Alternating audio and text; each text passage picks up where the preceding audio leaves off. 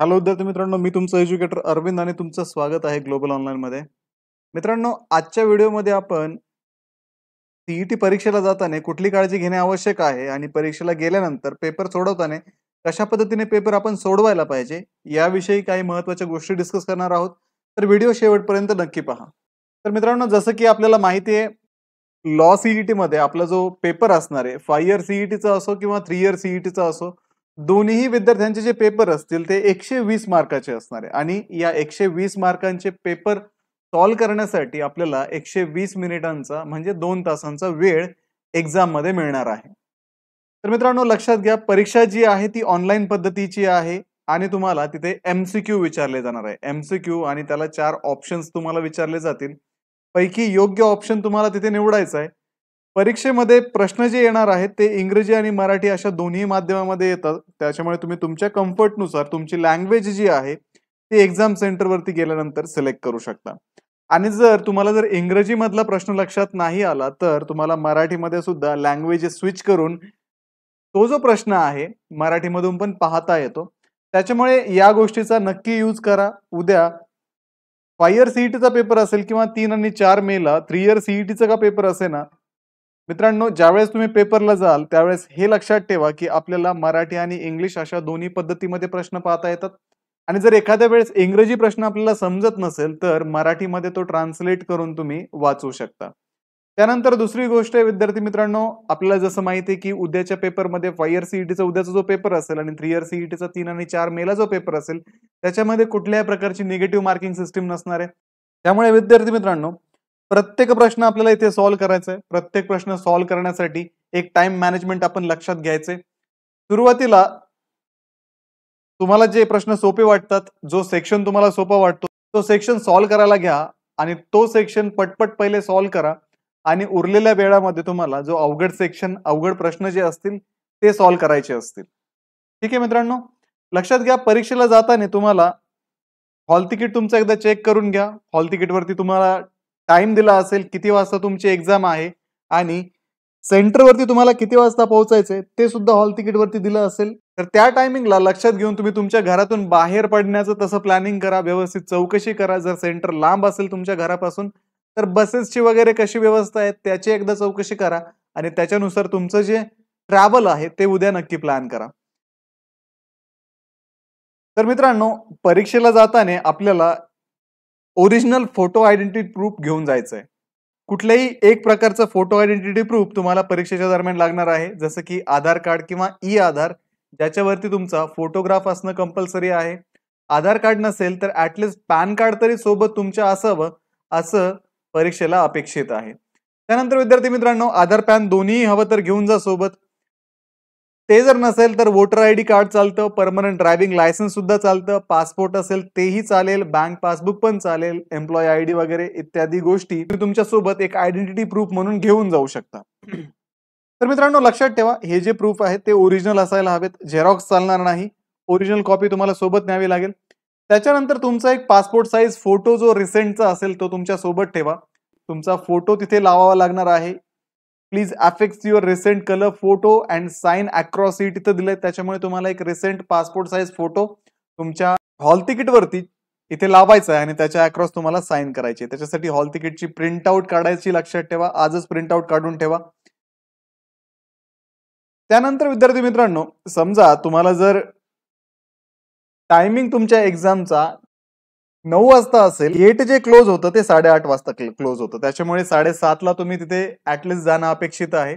एक्झामच्या अगोदर 1 तास तुम्ही तिथे पोहोचा, जेणेकरून तुम्हाला धावपळ करायची गरज पडणार नाही आणि वेळेत व्यवस्थितपणे तुम्ही एक्झाम सेंटरवरती पोहोचू शकाल. एक्झामला जायच्या अगोदर जर तुम्ही नवीन ठिकाणी जात असाल तर लक्षात ठेवा, गुगल मॅपवरती पहिले चेक करून घ्या तुमचं एक्झाम सेंटर नेमकं कुठं लोकेटेड आहे. एक्झाम सेंटरच्या लोकेशनला तिथे फोन नंबर वगैरे पण मॅपवरती अवेलेबल असतात. हवं तर त्याच्यावरती कॉल करून तुम्ही विचारू शकता. त्याच्यानुसार तुम्ही तुमचं ट्रॅव्हल प्लॅन करा. त्यानंतर विद्यार्थी मित्रांनो, तिथे तुम्हाला लॉग इन डिटेल्स लागणार आहेत.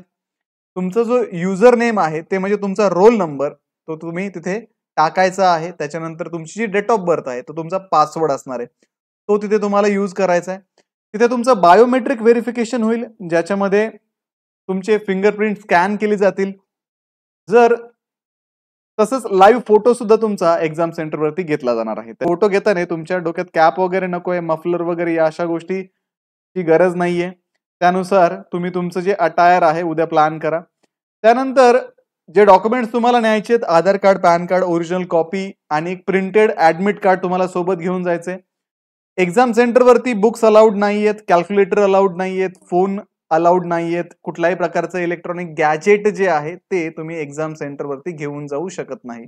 हवं तर तुमच्या सोबत कुणी जर घरची व्यक्ती येत असेल तर त्या व्यक्तीकडे तुमचे सगळे गॅजेट जे आहे ते त्या व्यक्तीकडे सुपूर्द करा, जेणेकरून तुम्हाला कुठलीही अडचण येणार नाही. त्यानंतर जे फिजिकली हँडिकॅप कॅन्डिडेट आहेत त्यांचे डिसॅबिलिटी सर्टिफिकेट जे आहेत ते सोबत असू द्या. तिथे तुम्हाला अटेंडन्स शीट दिली जाईल. अटेंडन्स शीट वरती तुम्हाला साइन करावी लागेल आणि तुमची जी एक्झाम होईल ती सीसीटीव्ही सर्व्हिलन्स मध्ये होणार आहे. त्याच्यामुळे लक्षात ठेवा, कुठल्याही प्रकारचा गैरप्रकार परीक्षेमध्ये तुम्हाला करता येणार नाही. कॉपी करणं, आन्सर शेअर करणं अशा गोष्टी करणे टाळा. एक्झाम सुरू होण्याच्या पूर्वी तुम्ही तिथे तुम्हाला एक्झाम सेंटरवरती जे एक्झामिनर असतील त्यांच्यासोबत तुम्हाला जर काही अडचण आली तर त्यांच्यासोबत तुम्ही डिस्कस करू शकता. पीसी ऑपरेट कसा करायचा या सगळ्या गोष्टी तुम्ही त्यांना विचारून घेऊ शकतात. ते तुम्हाला प्रॉपर डायरेक्शन्स तिथं देतील. त्याच्यामुळे त्याचं टेन्शन घेऊ नका. एखादी गोष्ट जर नाही समजली एक्झाम सुरू करताना त्यावेळेस तुम्हाला तिथे एक्झामिनरला सगळं विचारून घेता येईल. त्यानंतर विद्यार्थी मित्रांनो, रफ वर्कसाठी तुम्हाला तिथे पेपर दिले जातील. सोबत कुठल्याही प्रकारचा पेपर घेऊन जाऊ नका. एक बॉल पॉइंट पेन घेऊन जा. पेपर तुम्हाला तिथे भेटतील, त्याच्यावरती तुम्हाला रफ वर्क करता येईल. त्यानंतर विद्यार्थी मित्रांनो, आता आपण पाहूयात की टाइम मॅनेजमेंट तुमच्या एक्झामचं कसं करायचं. सुरुवातीला एक्झाम सुरू झाल्यानंतर लक्षात ठेवा, प्रश्न सॉल्व्ह करताना मागच्या वर्षी जी सिक्वेन्स होती त्याच्यामध्ये लिगल ऍप्टिट्यूडचा सेक्शन पहिले होता, त्याच्यानंतर general knowledge with current affairs, नंतर लॉजिकल अँड अनालिटिकल रिझनिंग, त्यानंतर इंग्लिश आणि शेवटी मॅथमॅटिक्स. अशा प्रकारचा सिक्वेन्स मागच्या वर्षीच्या एक्झामला होता. तशाच प्रकारचा सिक्वेन्स तुम्हाला आत्ताही असेल. त्याच्यानुसार तुम्ही लक्षात घ्या तुम्हाला कुठला सेक्शन पहिले सॉल्व्ह करायचा आहे. तशा पद्धतीने तुम्ही प्लॅन करून व्यवस्थित एक्झामला सुरू करा. जे प्रश्न तुम्हाला इझिली सॉल्व्ह होत आहेत ते प्रश्न तुम्ही पहिले सॉल्व्ह करून घ्या. जे प्रश्न तुम्हाला टफ वाटत आहेत ते शेवटी सॉल्व्ह करण्यासाठी ठेवा. प्रश्न व्यवस्थित समजून घ्या. इंग्रजीमध्ये प्रश्न समजत नसेल तर मराठीमध्ये ट्रान्सलेट करून बघा, मग तुमच्या लक्षात येईल आणि त्याच्यानुसार तुम्हाला आन्सर देता येईल. दुसरी महत्वाची गोष्ट म्हणजे विद्यार्थी मित्रांनो, एक्झामला जाताना कुठल्याही प्रकारचं टेन्शन मनामध्ये बाळगू नका. कारण तुम्ही जर टेन्शन मनामध्ये बाळगलं तर नक्कीच तुमच्या पेपरवरती त्याचा इफेक्ट होईल. आणि ट्राय करा की 1 मिनिटाच्या आत तुम्हाला प्रत्येक प्रश्न जो आहे तो सॉल्व्ह करता येईल. त्यासाठी सोपे सोपे प्रश्न पहिले सॉल्व्ह करून घ्या. ज्या प्रश्नांना कमी वेळ लागतो ते पहिले सॉल्व्ह करा. ज्या प्रश्नांना जास्त वेळ लागणार आहे, जसं की लॉजिकल अँड अनालिटिकल रिझनिंगच्या प्रश्नांना खूप जास्त वेळ लागतो, तर त्यातले टाइम कन्झ्युमिंग जे क्वेश्चन्स असतील ते तुम्ही हवं तर शेवट ठेवा. पण लक्षात ठेवा, एक्झामचा पेपर सबमिट करण्यापूर्वी तुम्हाला सगळेच्या सगळे क्वेश्चन्स जे आहेत ते अटेम्प्ट करायचे. ठीक आहे, एकही प्रश्न बिगर सोडवता तिथे ठेवू नका, कारण निगेटिव्ह मार्किंग सिस्टीम नाहीये. व्यवस्थित प्रश्न अटेम्प्ट करायचे आणि सगळे प्रश्न तुम्हाला अटेम्प्ट करायचे. तर मित्रांनो, आता लक्षात ठेवा, अगदी आतापर्यंत तुम्ही जेवढा काही अभ्यास केलाय तेवढा पुरेसा आहे. आता याच्यानंतर कुठलाही नवीन टॉपिक आज किंवा उद्या सकाळी पाहू नका. शॉर्ट नोट्स तुम्ही काढल्या असतील, शॉर्ट नोट्स फक्त एकदा रिवाइज करा, त्याच्यावरती लक्ष द्या. नवीन टॉपिक कुठला करू नका. एमसीक्यू पण आता सॉल्व्ह करण्याची गरज नाहीये. लॉजिकल अनालिटिकल रिझनिंगचे एकदा ट्रिक्स पाहून घ्या, कुठले कुठले ट्रिक्स आहेत ते एकदा पाहून घ्या. टेन्शन फ्री वातावरणामध्ये पेपर सॉल्व्ह करायचा, कारण मित्रांनो जर तुम्ही कष्ट घेतलेत तर तुम्हाला यशही नक्की मिळेल. तर मित्रांनो, हे होतं उद्याच्या एक्झाम विषयी. व्यवस्थित एक्झाम द्या आणि उद्या पेपर कसा होता ते नक्की या व्हिडिओवरती कमेंट करून सांगा. तर भेटूया पुढच्या व्हिडिओमध्ये. थँक्यू.